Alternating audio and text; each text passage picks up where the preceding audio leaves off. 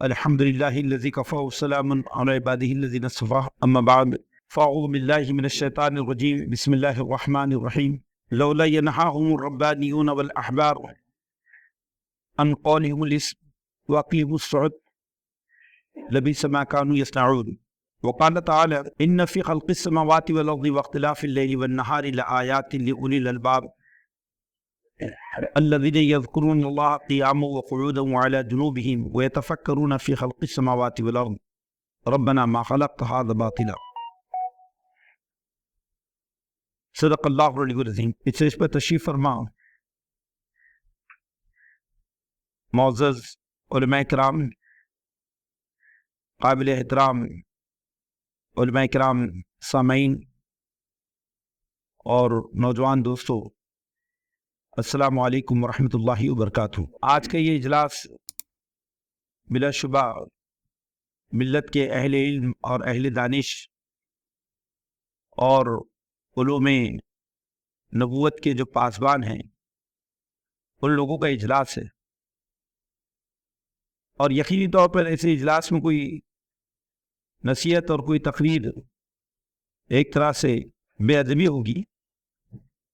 بات تو یہ ہے کہ یہ تمام باتیں جو آپ کی خدمت میں عرض کر رہا ہوں، ان تمام باتوں کا سب سے پہلے میں خود مخاطب ہوں، اپنی ذات کو میں اس کا محور سمجھتا ہوں، اور اس بات کی دعا کرتا ہوں رب کریم سے کہ وہ ہم سب کو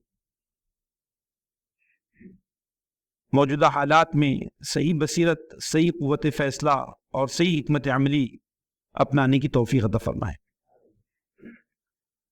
چند تجاویز اور چند مشورے اور چند باتیں آپ کی خدمت میں عرض کرنی ہے۔ سب سے پہلی بات تو یہ ہے کہ قرآن مجید کے مطالعے سے یہ بات معلوم ہوتی ہے کہ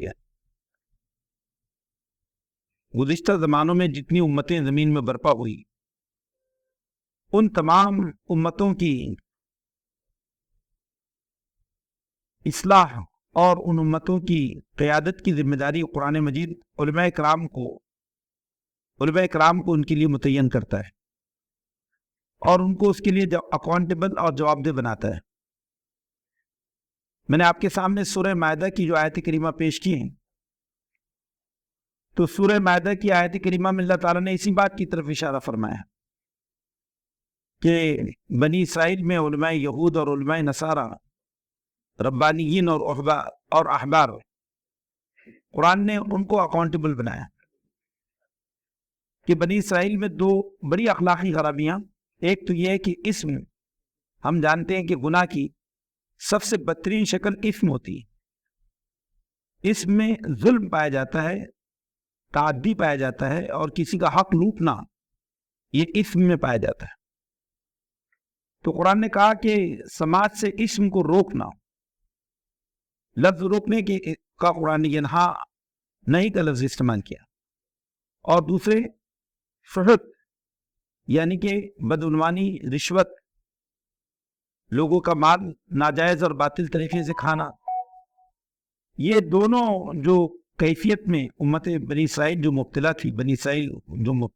تھی، اور اسی وجہ سے وہ قوم اللہ کی غضب اور اس کے عطاب کا شکار بنی، اور زمین میں وہ اس قابل نہیں رہ گئی کہ وہ اللہ کی سفارت کاری اور زمین میں اللہ کی ترجمانی کا حق ادا کر سکے۔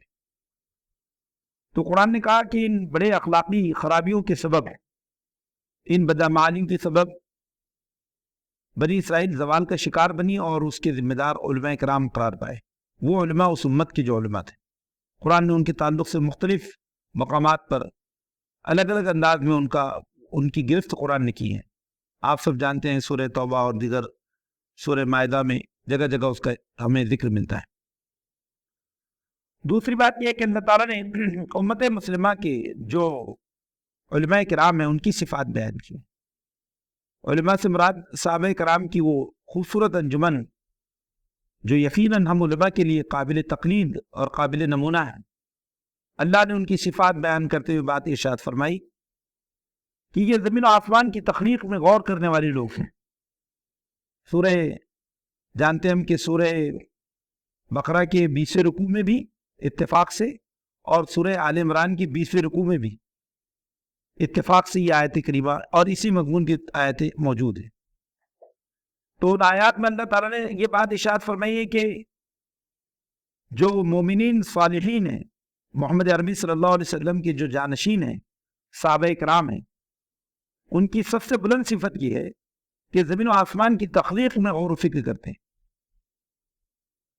اور ان فی خلق السماوات والارض واختلاف اللیل والنہار، لیل و نہار کی گردشوں میں اور ان کے اختلاف میں ان کے لیے بڑی نشانیاں رکھی گئی۔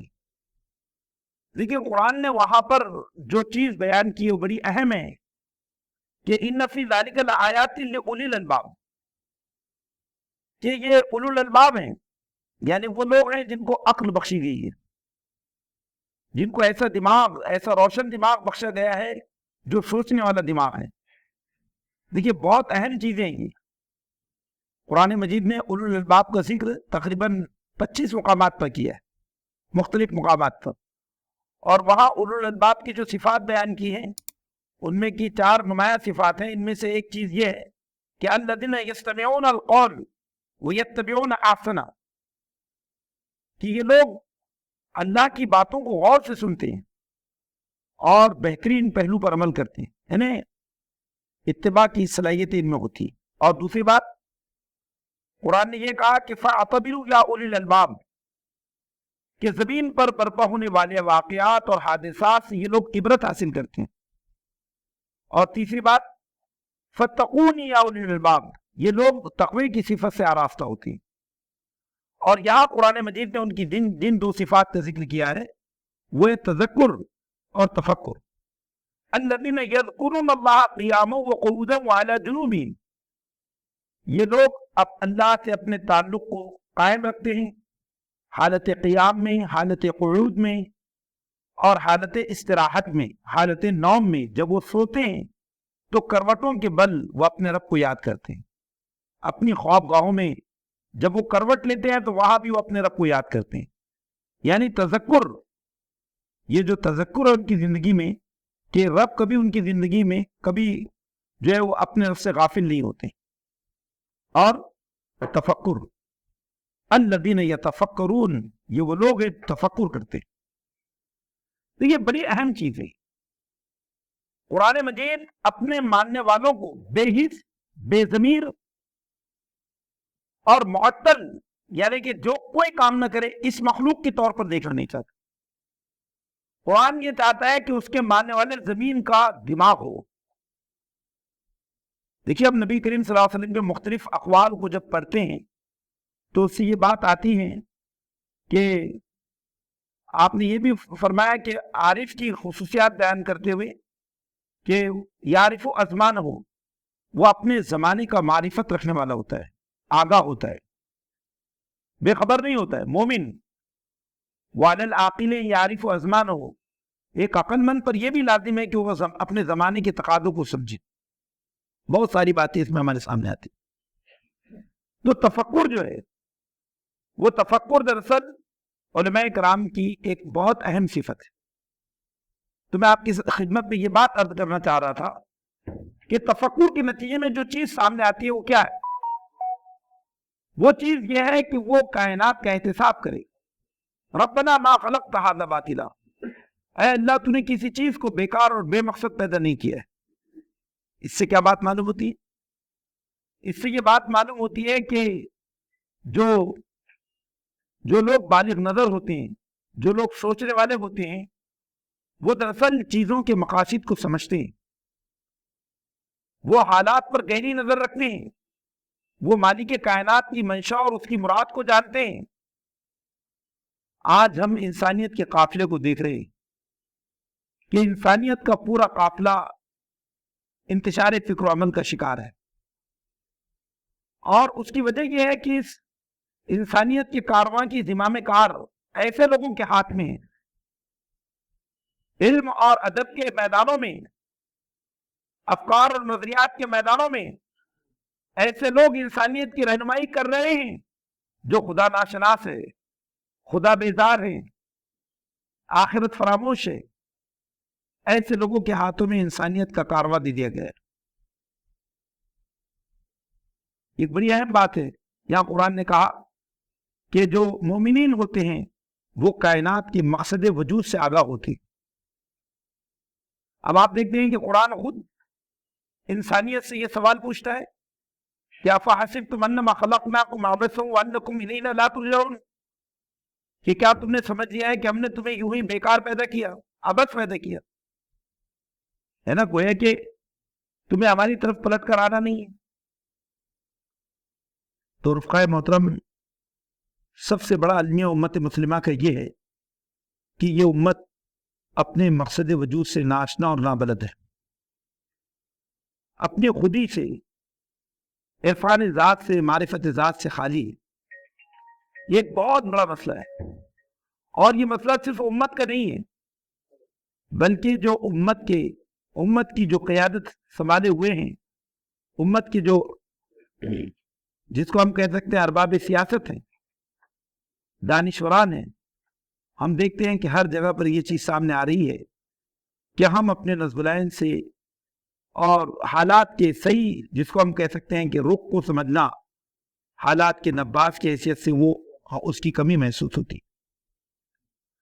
تو ایک چیز ہمارے سامنے یہ آتی ہے کہ ہمیں آج کے حالات میں امت مسلمہ کو قرآن و سنت کی روشنی میں،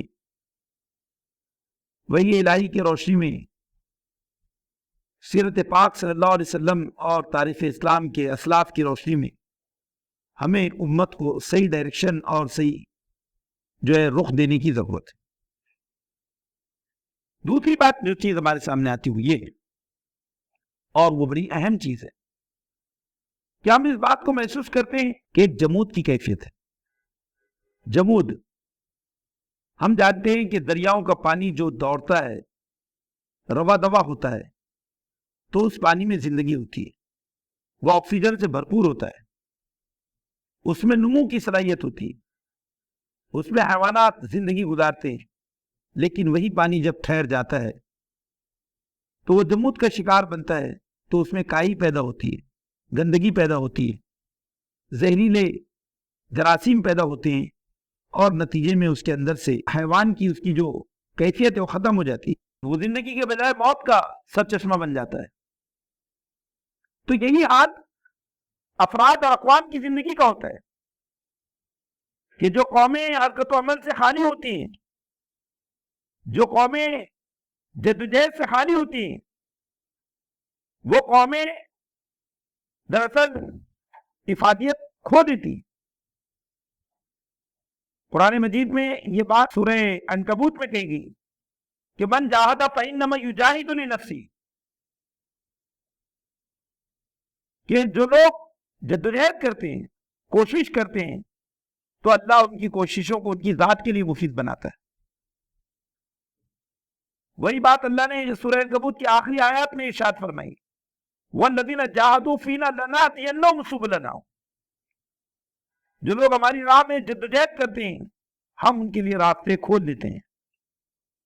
آپ کے سامنے مجلس کے ناظم اعلیٰ نے جس آیت کریمہ کو پیش کیا، جو امت مسلمہ کے مقصد وجود کے منشور کو بیان کرتی ہے، اس کے اوپر قرارداد قائم کرتی ہے، سورہ حج کی آخری آیات کہ جاہدوا فی اللہ حق جہادہ واجتباکم وما جعل علیکم فی الدین من حرج ملۃ ابیکم ابراہیم، تم اللہ کی راہ میں سخت جدوجہد کرو جیسا کہ اس کا حق ہے۔ اللہ نے تمہیں اپنے دین کے لیے چن لیا ہے، تمہیں منتخب کر لیا ہے، اور دین میں کوئی تنگی، کوئی تیڑ، کوئی حرج نہیں رکھا ہے۔ لہذا اس دین کی اقامت کے لیے تمہارے سامنے جو اسوہ ہے، جو نمونہ ہے، وہ سیدنا ابراہیم علیہ السلام کی زندگی ہے، کہ جس طرح سیدنا ابراہیم علیہ السلام نے اپنے رب سے حق وفا کو ادا کیا۔ سورہ نجم میں اللہ نے ارشاد فرمایا، وہ ابراہیم الذی وفا، اور ذرا ابراہیم کو یاد کرو جس نے اپنے رب سے وفاداری کا حق ادا کر دی۔ وَلَيْسَ لِلْإِنسَانِ إِلَّا مَا سَعَى، اور اس اللہ کے قانون کو ذہن میں رکھو کہ اللہ دنیا میں انسانوں کو اتنا ہی دیتا ہے جتنی وہ کوشش کرتے ہیں، جتنی وہ جدوجہد کرتے ہیں۔ تو یہ جو اللہ کا قانون ازلی ہے جو قوموں کے باب میں ہے کہ دنیا کی جو قومیں جدوجہد کریں گی وہ قومیں زمین میں سروائیو کریں گی. تو آج ہم اس بات کو دیکھتے ہیں کہ ہمارے پاس سے اجتماعی اور تنظیمی جدوجہد کا جو مزاج ہے وہ مفقود ہو چکا ہے. ہم منظم جدوجہد کے لیے، ہم اصولی جدوجہد کے لیے نتیجہ خیز کوششیں انجام دینے کے سلسلے میں ہم اجتماعی طور پر غور و فکر نہیں کرتے. یہ ایک بڑا اہم مسئلہ ہے جو ہمارے سامنے. تو مشن نبوت کو ہم دیکھتے ہیں، اللہ کے رسول صلی اللہ علیہ وسلم کے دور رسالت ہمارے سامنے ہے. تو اللہ کے رسول صلی اللہ علیہ وسلم کی پوری زندگی کو اگر ہم دیکھیں تو ہر لمحہ آپ کی زندگی کا وہ دعوتی جدوجہد، انسانیت کی اصلاح اور انسانیت کے تزکیے میں آپ نے اپنی زندگی کا ہر لمحہ وقف کیا ہے. رفقائے محترم، آج اس بات کی ہم سب کو ضرورت ہے کہ جب ہم اس بات کو کہتے ہیں کہ مشن نبوت، کہ نبوت کا مشن کیا تھا اور اس مشن کے جو حاملین ہیں علماء کرام، تو ان سے کیا تقاضے ہیں، کیا ان کی ذمہ داریاں ہیں. تو اگر ہم ان چیزوں کو دیکھیں تو پہلی چیز ہمارے سامنے یہ آتی کہ رسول خدا صلی اللہ علیہ وسلم نے مکہ مکرمہ میں جو اسلامی دعوت کی بنیاد رکھی، تو اس دعوت کی بنیاد پر آپ نے صحابہ کرام کی علمی، فکری اور عملی تربیت فرمائی اور ان کو ایک مشن کے لیے جینے کا مقصد دیا. اور جب آپ مدینہ میں تشریف لائے تو مدینہ میں آپ نے اس دعوت کی بنیاد پر، اس کلمے کی بنیاد پر ایک ایسے معاشرے کی تشکیل کی جو معاشرہ عالم انسانی کے لیے دعوت کا عملی نمونہ بن گیا. دیکھیے کتنی اہم چیزیں ہم اس بات پر متوجہ نہیں ہوتے. الحمدللہ امت میں خطابات ہو رہے ہیں، دعوت کا کام ہو رہا ہے، لیکن نمونہ دعوت کے لیے جو مظاہر ہمارے سامنے ہونے چاہیے وہ ناپید ہیں. ہماری بستیاں، ہمارے علاقے، ہمارے اجتماعی پلیٹ فارم وہ کہیں بھی رسول خدا صلی اللہ علیہ وسلم کی دعوت کی نمائندگی نہیں کرتے. اللہ کے رسول صلی اللہ علیہ وسلم جب مدینہ تشریف لائے تو مدینہ میں اللہ کے رسول صلی اللہ علیہ وسلم نے مسجد نبوی کی تعمیر فرمائی، مسجد قباء کی تعمیر فرمائی. اولین آپ کا جو تعمیری کام ہے وہ سب سے پہلی آپ نے اپنے دستے مبارک سے مسجد کو بنایا. آج مسجد ہم بھی بناتے ہیں. ابھی میں علاقے میں گیا ایک مسجد میں خطبہ جمعہ کے سلسلے میں، وہ علاقہ گزشتہ 10-12 سال میں آباد ہوا. میں نے وہاں پر یہ بات پوچھا کہ اس علاقے میں کتنی مسجدیں ہیں، تو معلوم ہوا کہ 23 مسجدیں. آپ سوچئے کہ امت مسلمہ میں اللہ کی اس گھر سے کتنی محبت ہے اور اس کی تعمیر کے لیے کتنی جستجو ہو. اللہ اس مبارک جذبے کو باقی رکھے، دائم رکھے. لیکن ہم اس بات کو دیکھتے ہیں کہ مسجدیں تعمیر کرنے کے بعد امت کی علمی، فکری، ذہنی، نفسیاتی جو اصلاح ہونی چاہیے، مسجد کا جو مشن ہے وہ مشن پورا ہونا چاہیے، اس پر کوئی متوجہ نہیں. نبی کریم صلی اللہ علیہ وسلم کی مسجد نبوی اور مسجد قباء ہمارے سامنے ہے. ہم دیکھتے ہیں کہ وہ مسجدیں کیا تھی. لَمَسْجِدٌ أُسِّسَ عَلَى التَّقْوَىٰ مِنْ أَوَّلِ يَوْمٍ أَحَقُّ أَن تَقُومَ فِيهِ رِجَالٌ يُحِبُّونَ أَن يَتَطَّهَّرُوا وَاللَّهُ يُحِبُّ الْمُطَّهِّرِينَ.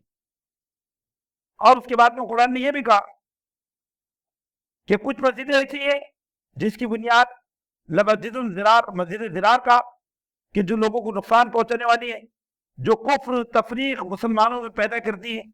تو اللہ کے رسول نے ان کو ڈھا دیا، ان مسجدوں کو، اس مسجد کو ڈھا دیا خاص طور سے. تو میں آپ سے یہ بات عرض کر رہا ہوں کہ نبی کریم صلی اللہ علیہ وسلم کا وہ جو مشن تھا وہ ہم سب کا مشن. کہ آپ نے مدنی معاشرے کے اندر جو بنیادی کام کی، پہلا کام کیا کیا کہ آپ نے پوری مدینے کی جو نسل نو تھی تمام لوگوں کو آپ نے اسلام کے مبادیات سے اور اسلامی عقائد اور اسلام کے جو پورے قوانین ہیں اس سے آگاہ کیا. آپ کی مسجد میں، آپ کے مدرسے میں 7 سال کی عمر سے لے کر 6 سال 7 سال کی عمر سے لے کر 80 اور 82 85 سال کی عمر تک کے لوگ بیک وقت آپ کی تدریس، آپ کے زیر تربیت تھے، زیر تدریس تھے. آپ نے کیسے لوگ بنائے بھائی؟ یہ تمام چیزیں ہمارے سامنے. آپ نے جب مختلف مقامات پہ گورنر بھیجے تو ان گورنرز کو بھی آپ نے ناظر تعلیمات بنا کر بھیجا، معلم بنا کر بھیجا، نقیب بنا کر بھیجا. حضرت معاذ بن جبل رضی اللہ تعالیٰ عنہ، حضرت اخنس انصاری رضی اللہ تعالیٰ عنہ، بے شمار صحابہ کے نام ہمارے سامنے آتے ہیں. پھر دوسرا کام آپ نے کیا کیا؟ آپ نے مدینے کی سوسائٹی میں موافقت کو قائم کیا. مشہور بات ہے کہ آپ نے مدینے کے اہل ایمان کے درمیان ایمان کی بنیاد پر محبتوں کو استوار کیا. آپ نے کہا کہ کسی شخص کا ایمان اس وقت تک تکمیل نہیں پاتا جب تک وہ اپنے بھائی سے بے پناہ محبت نہ کرے. ایک ایمان والا جب اس کے ایمان دوسرے ایمان والے سے محبت کرتا ہے تو یہ اس کے تکمیل ایمان کی نشانی ہے. ان اللہ یحب الذین یقاتلون فی سبیلہ صفا کانہم بنیان مرصوص محمد الرسول اللہ والذین معه اشداء علی الکفار رحماء بینہم. آج ہم مسجدوں کے اطراف میں جو آبادیاں دیکھتے ہیں، کیا مسلمانوں کے دلوں میں آپس میں ایک دوسرے کے لیے الفت اور محبت کو پاتے ہیں؟ آپ دیکھیں کہ مختلف یعنی دعوتی میدانوں میں مسلمان کام کر رہے ہیں، الگ الگ نہج کے تحت کام کر رہے ہیں، تو وہ مناہج تو اس میں اختلاف ہو سکتا ہے لیکن کلمہ تو سب کہے گے. تو مواقعات جو نبی کریم صلی اللہ علیہ وسلم کی سیرت سے ہمارے سامنے آتی ہے وہ مواقعات آج ہمارے درمیان دکھائی نہیں دیتے. پھر آپ دیکھیے کہ اللہ کے رسول صلی اللہ علیہ وسلم نے مدینے میں آپ نے ایک پاکیزہ معیشت کی بنیاد رکھی. یہ بات آتی ہے کہ اللہ کے رسول نے مدینے میں ایسی تجارت کو فروغ دیا، ایسی معیشت کو فروغ دیا جو سود سے پاک ہو. دیکھیے کتنی بڑی بات ہے، سود سے پاک معیشت جس میں حرام و حلال کا پورا امتیاز ہو، پوری تمیز ہو. ہم سب جب سورہ نساء کو پڑھتے ہیں تو سورہ نساء اسلامی معاشرے کی تشکیل کے رہنما اصول دیتی ہے. ان اصولوں میں سے ایک اصول یہ ہے کہ یا ایھا الذین آمنوا لا تاکلوا اموالکم بینکم بالباطل، کہ لوگوں جو ایمان لائے وہ آپس میں ایک دوسرے کا مال باطل طریقے سے نہ کھاؤ. لیکن آج ہم دیکھتے ہیں کہ امت مسلمہ کی معیشت کے میدانوں میں اصلاح اور تصحیح کے لیے امت متوجہ نہیں ہے. لوگ وراثت کے حقوق مار رہے ہیں، بہن کا حصہ نہیں دیتے، بھائی کا حصہ نہیں دیتے، دولت کو ہڑپ کر کے رکھ لیتے ہیں، اپنے کاروبار میں تجارت میں جگہ جگہ سود سے ملوث ہوتے ہیں. یعنی بے شمار نوجوان ہیں کہ بے روزگاری کا شکار ہے اور ان کے بے روزگاری کے ازالے کے لیے ہمارے پاس میں کوئی منصوبہ نہیں ہے. اب حالت تو یہ پہنچ گئی ہے کہ ہماری خواتین بچت گھر، مہیلا بچت گھر کے چکر میں اپنی عفت و عصمت کا سودا کر رہی ہے. آپ ذرا پورے مہاراشٹر میں نگاہ ڈالیے تو سوال یہ ہے کہ ہمارے پاس میں مسجد نبوی کا ماڈل مساجد ہے اور ان مساجد پر ماشاءاللہ ہمارے وہ لوگ امامت اور خطابت کے فرائض انجام دیتے ہیں کہ جنہوں نے بھارت کے اعلیٰ مدارس سے فراغت حاصل کی. لیکن ان برائیوں کے خاتمے کے لیے ہماری کوشش کیا ہے اور ہم امت کی معیشت کے میدان میں اصلاح کے لیے کیا کوشش کر رہے ہیں؟ بھائیو ایک چیز یہ ہے. پھر اسی کے بعد میں ہم ایک چیز اور دیکھتے ہیں کہ نبی کریم صلی اللہ علیہ وسلم نے جو معاشرہ تشکیل دیا اس معاشرے کے اندر ایک دوسرے کے حقوق کا شعور تھا، حقوق انسانی کا شعور اور عدل اجتماعی، سوشل جسٹس. یہ نبی کریم صلی اللہ علیہ وسلم کی سیرت کی نمایاں صفات ہمارے سامنے آتی. پورے قرآن کو بھی پڑھ لیجیے کہ قرآن نے بھی کس طرح سے سماج کے اندر عدل و قسط کی نگہبانی اور اس کے قیام کے لیے امت مسلمہ کو باہر ہے. یا ایھا الذین آمنوا کونوا قوامین للہ شہداء بالقسط ولا یجرمنکم شنآن قوم علی الا تعدلوا اعدلوا هو اقرب للتقوی. کیا لوگوں جو ایمان لائے ہو حق و انصاف کے علمبردار بن کر اٹھو، زمین میں اللہ کی خاطر گواہی دینے والے، سچائی کی گواہی دینے والے بن کر اٹھو، اور کسی قوم کی دشمنی تمہیں اس بات پر نہ اکسائے کہ تم انصاف نہ کر سکو، انصاف کرو، بے شک یہ عدل سے قریب تر ہے۔ جگہ جگہ قرآن میں یہ بات ہم کو ملتی، لیکن ہم دیکھتے ہیں کہ عالم انسانی جن مسائل کا شکار ہیں، اور عالم انسانی کے اسٹیج پر امت مسلمہ کو جس شہادت حق اپنے قول و عمل سے پیش کرنی چاہیے تھی، ہم اس کا فقدان پاتے ہیں۔ بھائیو، یہ سب کب ہوگا؟ آخر ہم پورے دنیا کے معاملات میں اپنی قرارداد اور اپنے فیصلے کیوں نہیں لے پاتے؟ یہ ہم سب کے سوچنے کی بات ہے، ہم سب کے سوچنے کی بات ہے کہ ہم اس میدان میں اپنے کردار کے سلسلے میں متوجہ ہوں۔ آج آپ دیکھیں کہ ہم لوگوں نے کسانوں کا ایک اجتماع دیا، پورے غیر مسلم کسانوں کا ایک بڑا اجتماع مراٹھواڑہ اور ودرب کا، گزشتہ ہم نے شیتکری منچ کے نام سے بنایا ہے، اورنگ آباد اکولا کے پی کے وی میں یونیورسٹی میں وہ پروگرام ہو، وہاں پر ایسی ایسی داستانیں ہمارے سامنے آئی ہیں کہ جن داستانوں رونگٹے کھڑے کر دی کہ یہ ایک ایسی قوم ہے کسان کی کہ وہ جو اوسط درجے کے کسان ہیں ان کی مجبوری اور ان کی بے بسی کیا ہے۔ آپ کبھی گوگل پہ سرچ کیجیے اور گوگل پہ سرچ کر کے ان کی زندگیوں کو دیکھیے کہ وہ لوگ کئی کئی سالوں تک راتوں میں سوتے نہیں ہیں۔ موسموں کی بے رحمی نے آج ان کے پورے یعنی کسانوں کی بہت مجبوریاں ان کے ساتھ میں کھڑی کرتی ہیں۔ یہ سب چیزیں ہمارے سامنے قرآن مجید کے اندر اللہ تعالیٰ نے کیا بات ارشاد فرمائی؟ کذالک جعلناکم امۃ وسطا لتکونوا شہداء علی الناس، ہم نے تمہیں امت وسط بنایا۔ امت وسط کا ایک مفہوم یہ بھی ہے کہ وہ امت جو حقوق کی نگہبانی کرتی ہیں، عدل و قسط پہ قائم ہوتی ہیں، توازن پہ باقی ہوتی ہیں، اور اس کا مطلب یہ بھی ہے کہ وہ عالم انسانی کے درمیان حکم ہوتی ہے، حکم کہ دنیا کی قومیں اپنے مقدمات کو لے کر اس کے سامنے پہنچتی ہے تاکہ وہ دنیا کے مقدمات کو فیصل کر سکیں اور زمین میں حق کو غالب کرے۔ بھائیو، ایک چیز اور ہمارے سامنے آتی اور وہ یہ ہے کہ اللہ تعالیٰ امت مسلمہ سے یہ چاہتا ہے کہ وہ زمین میں خیر امت کا کردار ادا کرے۔ خیر امت کا مطلب ہم سب جانتے ہیں کہ خیر امت وہ امت ہے جو عالم انسانی کی ہدایت اور عالم انسانی کے مفاد میں میدان میں اتاری گئی ہے۔ قرآن مجید میں خیر امت اس کے لیے کہا ہے۔ خیر کا لفظ قرآن میں جملہ بھلائیوں کے یعنی جنس کے طور پہ استعمال ہوتا ہے۔ ہر طرح کی بھلائی جو انسانی تمدن میں پائی جاتی ہے، ان تمام بھلائیوں کو اللہ تعالیٰ نے اس امت میں جمع کر دیا ہے۔ یہ امت عالم انسانی پر خدا کی جانب سے رحمت ہے، اس کی رحمت ہے۔ یہ آئیے کہ اس سلسلے میں ہم دیکھتے ہیں قرآن مجید میں سورہ رعد آیت نمبر 17 میں اللہ یہ بات ارشاد فرماتا ہے۔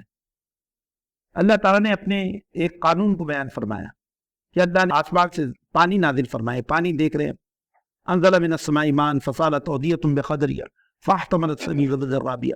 قرآن نے وہاں پر یہ جو پانی آسمان سے برسایا گیا ہے، اس کے مظاہر کو دیکھو کہ جب یہ پانی بہتا ہے تو اپنے ساتھ میں کچرا اور مٹی لے کر بہتا ہے، تو ایسا لگتا ہے کہ یہ پانی جو ہے اب کسی کام کا نہیں رہا ہے، اس میں تو گندگی مل گئی ہے، شامل ہو گئی ہے، مٹی مل گئی ہے۔ لیکن وہ اللہ ہے جو اس پانی سے کچرے کو صاف کرتا ہے، اس کچرے سے جھاگ کو الگ کرتا ہے، اور اس کچرے کے اندر پانی کا جو شفافیت ہے وہ باقی رکھتا ہے۔ تو قرآن نے کہا کہ فَأَمَّا الزَّبَدُ فَيَذْهَبُ جُفَاءً، کہ جو اچھی چیز ہے وہ باقی رہتی ہے، اور جو محل کچیل ہے، قرآن نے اس کے اندر سونے چاندی کی دھاتوں کا بھی ذکر کیا ہے کہ اس کو بھی تم جب پگھلاتے ہو تو اس طرح سے جو جھاگ ہے اوپر آ جاتا ہے اور جو خالص سونا ہے وہ نیچے رہ جاتا ہے۔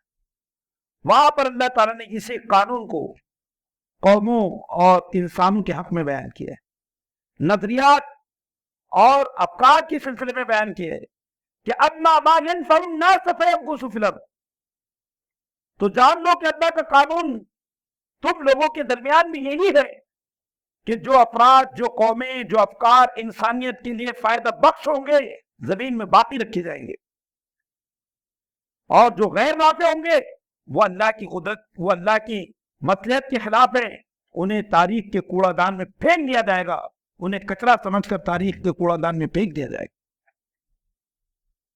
یہ بہت اہم چیز ہے۔ آج میں اس موقع پر یہ بات آپ کے سامنے کہنا چاہتا ہوں کہ ہم اپنی افادیت کو ہمیں بڑھانے کی ضرورت ہے۔ افادیت کا سب سے بڑا سرچشمہ علم ہے، ہم اپنے علم کو بڑھائیں۔ لیکن آخر میں کچھ باتیں میں آپ کے سامنے اس طور پر، چونکہ وقت ہو گیا ہے، ایک بات یہ ہے کہ امت مسلمہ کی نفع بخشی کس میں، ہماری نفع بخشی کس میں؟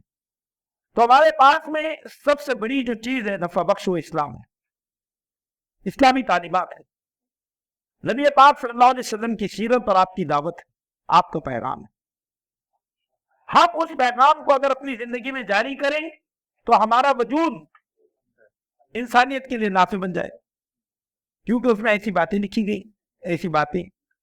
لیکن دوسری بات یہ ہے کہ ہمیں عالمی انسانی کے سامنے دعوت دین کو پیش کرنا ہے، یہ بھی ایک نفع ہے، ایک نفع بخش چیز ہے۔ انسانوں کے لیے سب سے بڑا خیر کیا ہے کہ انسانوں کو ان کے رب سے جوڑا جائے، انسانوں کو ان کے مقصد زندگی سے باخبر کیا جائے، انسانوں کو صحیح اور غلط کی تمیز بتائی جائے۔ تو دعوت کا میدان، اصلاح کا میدان، خدمت کا میدان، تزکیہ کا میدان، یہ میدان دراصل علماء کرام کے لیے یہ بہترین میدان ہے کہ وہ امت کو دعوت کے میدانوں میں تیار کریں، وہ اصلاح معاشرہ کے لیے اپنی صلاحیتوں کے اعتبار سے کوششوں کا آغاز کر دیں۔ خدمت کہ ہم انسانوں کے خادم بن کر ہم میدان میں آئیں اور لوگ اس بات کو محسوس کریں کہ مسلمان زمین پر بوجھ نہیں ہے، بلکہ مسلمان تو زمین کا بوجھ اٹھانے والی امت ہے۔ اور تربیت کہ وہ جو بات میں نے آپ کے سامنے اولو الالباب کی جو بات کہی ہے کہ ہم ہمیشہ اپنی ذات کی تربیت کریں۔ تو رفقائے محترم، آج کے اس موقع پر چند باتیں میں نے قرآن کی روشنی میں آپ کے سامنے رکھی۔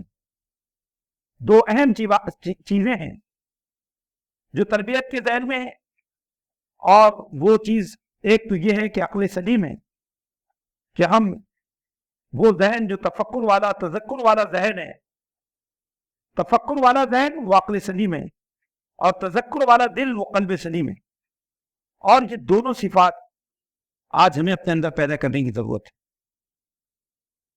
اپنی ذات کو جمود کے دائرے سے نکالنا ہے، اور ہمیں میدان عمل میں کود پڑنا ہے۔ علامہ اقبال کی شعر کے ساتھ میں اپنی بات مکمل کرتا ہوں کہ نشاں یہی ہے زمانے میں زندہ قوموں کا،